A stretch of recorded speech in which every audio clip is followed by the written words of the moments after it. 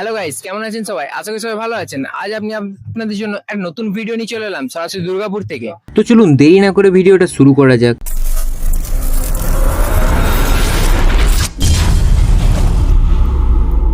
তো আজ আমি চলে এসেছি দুর্গাপুরের শিবশক্তি ধাম।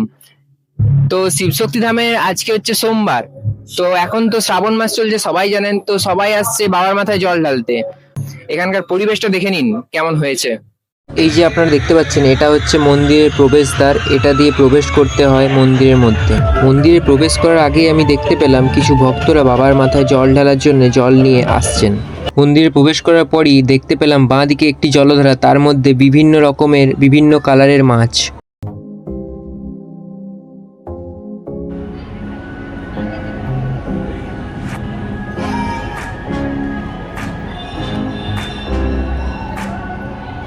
এটা হলো মন্দিরের বাইরের দৃশ্য।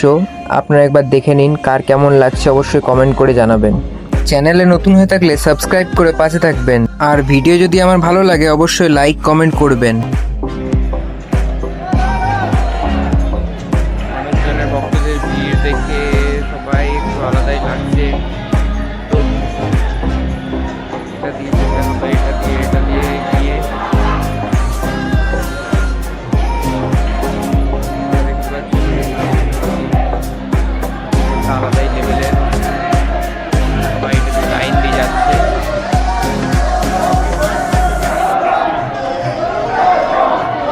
এই হচ্ছে মন্দিরের ভিতরের দৃশ্য। কেমন লাগলো অবশ্যই কমেন্ট করে জানাবে।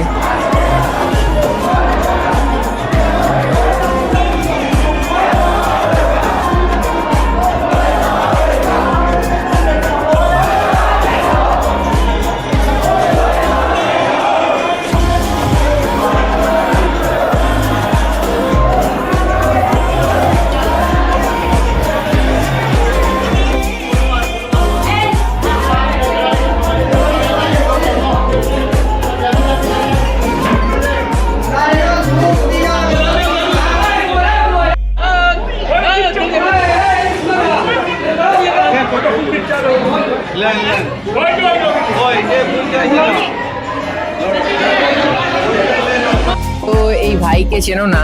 তো এই ভাই এসছে আমার সাথে। এই ভাই হচ্ছে, ভাইয়ের নাম হচ্ছে রাজ, ক্যামেরাম্যান। আমার ক্যামেরাম্যান। তো চলো ভিডিওটা তোমরা দেখতে থাকো, বাকি দৃশ্যটাও আমরা দেখাই তোমাদেরকে।